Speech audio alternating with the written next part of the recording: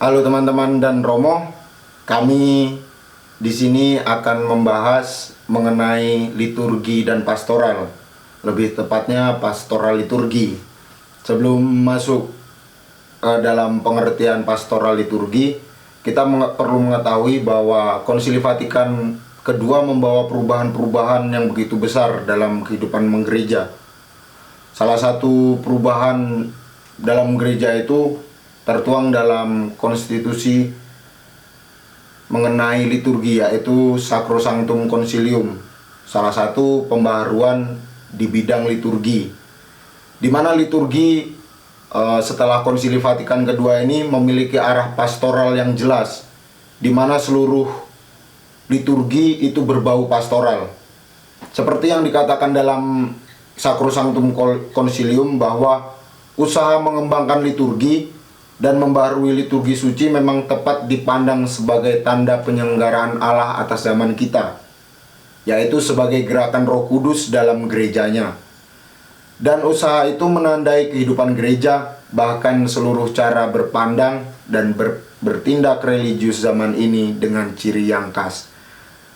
Dengan ini secara tidak langsung bisa dikatakan bahwa liturgi dan pastoral itu memiliki hubungan satu sama lain yang tidak bisa dipisahkan, di mana liturgi memiliki arah pastoral yang jelas dan pastoral sendiri masuk dalam liturgi itu sendiri.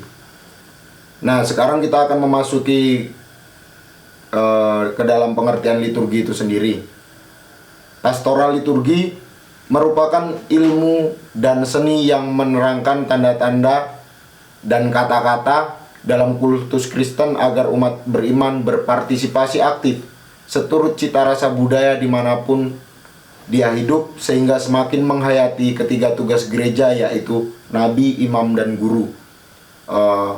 Pastoral liturgi ini lebih mengarahkan manusia atau umatnya, umat Allah, umat Kristen itu untuk berpartisipasi aktif dalam kehidupan penggereja, seperti itu, yaitu menghayati tiga tugas utama gereja, yaitu menjadi nabi, imam, dan guru. Sebelum kita melanjutkan ke lebih lanjut, kita perlu melihat ajaran tradisi kuno mengenai hubungan antara liturgi dan pastoral, di mana tradisi kuno sebelum adanya Konsili Vatikan kedua, liturgi itu sebagai perayaan pastoral, dikenal sebagai perayaan pastoral.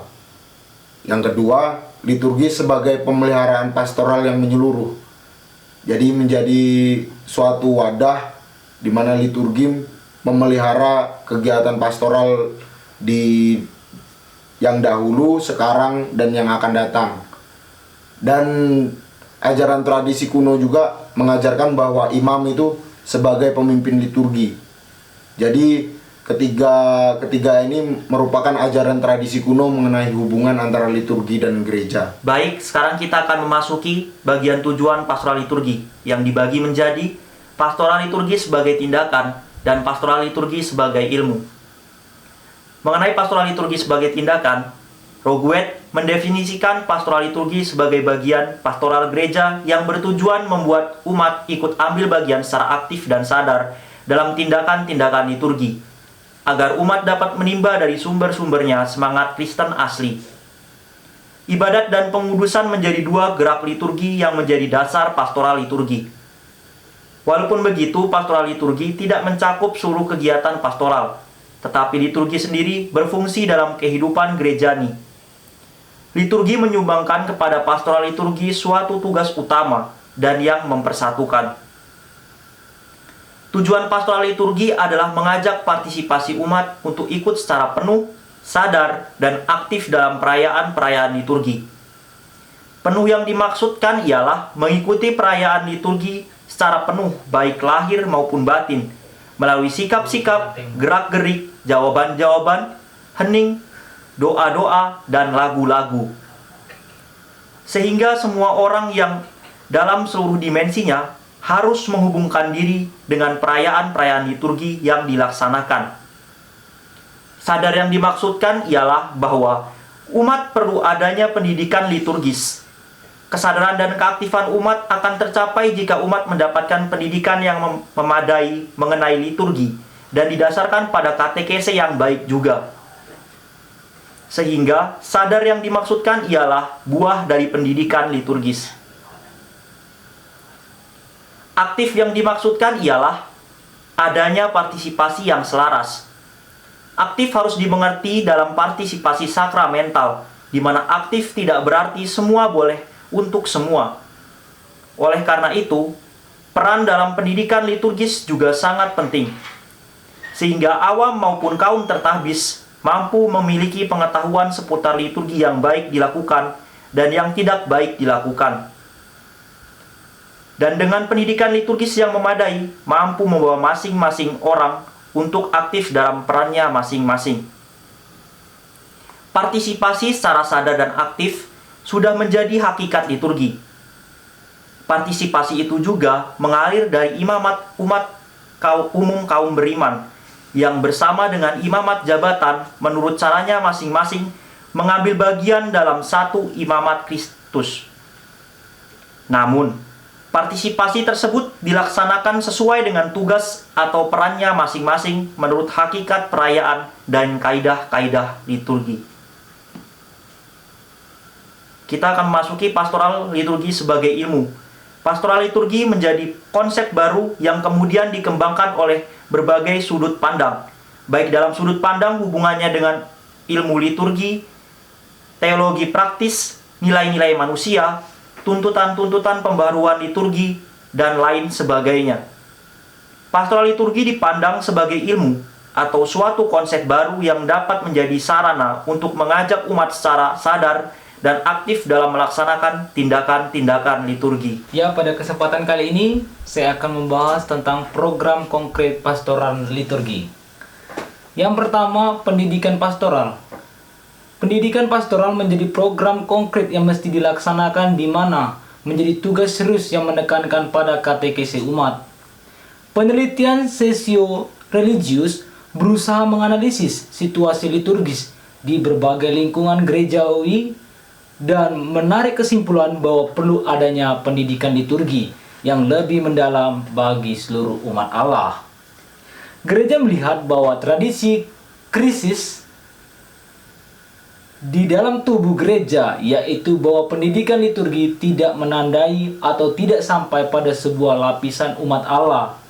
Kesadaran akan pentingnya pendidikan liturgi, maka gereja memandang bahwa seluruh lapisan gereja perlu mendapat pendidikan liturgi, baik klerus maupun umat beriman. Pendidikan liturgi merupakan aspek khusus yang mendasarkan bagi pendidikan umat Kristiani menyeluruh, baik dalam hubungannya dengan totalitas pribadi manusia maupun dalam misteri Kristus dalam keseluruhannya. Pastoral liturgi bertugas mendidik umat kepada liturgi dan melalui liturgi, sehingga pendidikan itu didasarkan sepenuhnya pada liturgi. Pada bagian kedua, yaitu animasi liturgi.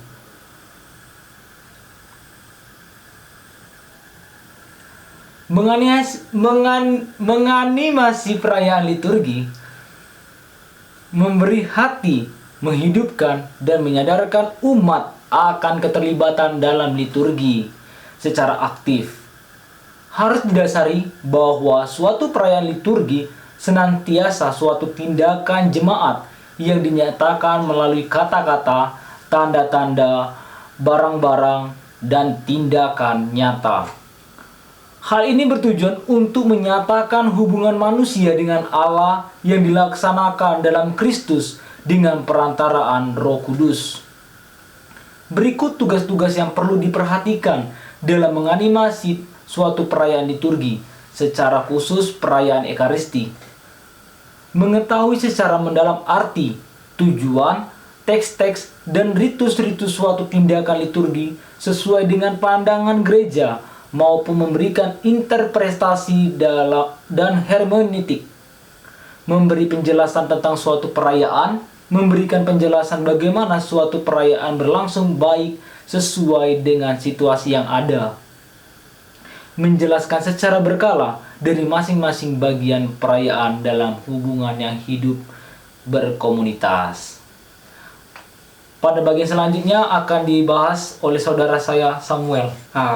Baiklah, saya akan melanjutkan program konkret pastoral liturgi yang sudah dipaparkan sebelumnya oleh saudara Markus. Program berikutnya ialah latihan pemimpin liturgi. Baiklah, latihan pemimpin liturgi merupakan bagian penting dalam pastoral liturgi. Mengapa? Sebab seorang pemimpin liturgi baik imam maupun awam perlu memperoleh pendidikan yang memadai dan dilatih untuk tampil sebagai pemimpin. Sebab seorang pemimpin liturgi nantinya akan sangat berpengaruh dalam terlaksananya perayaan liturgi tersebut. Seorang pemimpin liturgi memiliki tugas sebagai berikut, yakni memimpin, membimbing, serta menyemangati umat dalam penghayatan akan perayaan liturgi. Untuk itu, seorang pemimpin perlu mengenal dengan baik dan cermat buku-buku liturgi sebagai suatu hantaran yang dapat menjadi suatu bimbingan yang berdaya guna untuk suatu perayaan liturgi yang hidup dan kreatif. Pemimpin liturgi diharapkan menyadari akan perannya yang penting dan sangat menentukan terlaksananya suatu perayaan liturgi. Pemimpin yang terlalu minim pengenalannya akan liturgi akan terkesan kaku dan pada gilirannya akan menjurus kepada diktator yang mematikan kreativitas dalam perayaan liturgi.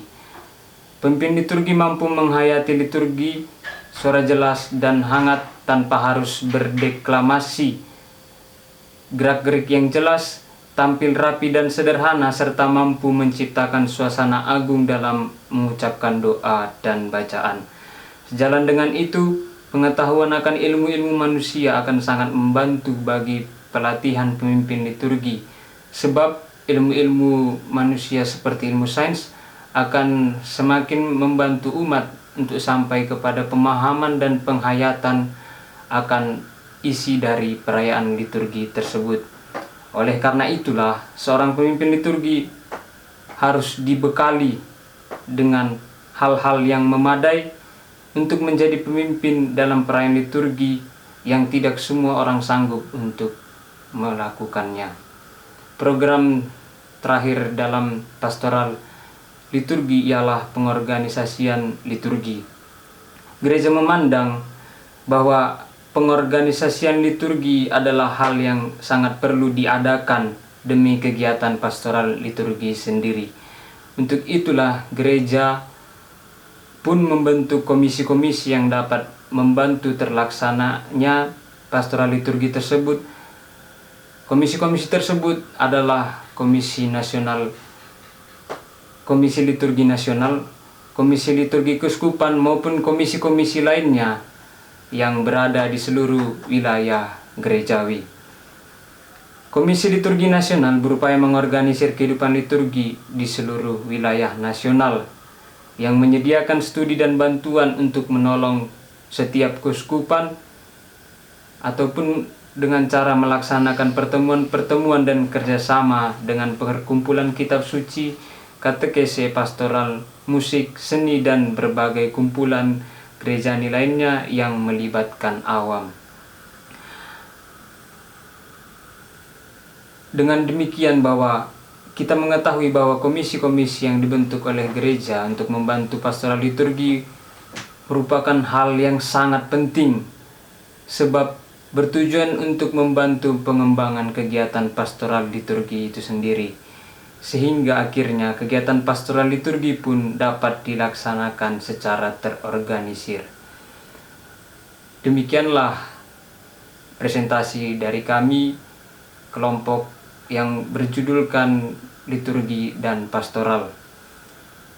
Ditegaskan kembali bahwa pastoral liturgi menjadi bidang yang amat penting dalam gereja.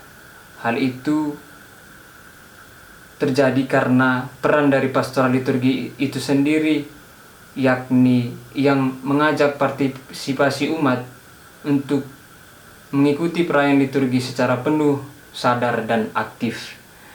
Dengan demikian, umat pun akan terbantu dalam penghayatannya hingga sampai kepada penghayatan hidup yang liturgis itu sendiri. Sekian presentasi dari kami ucapkan terima kasih.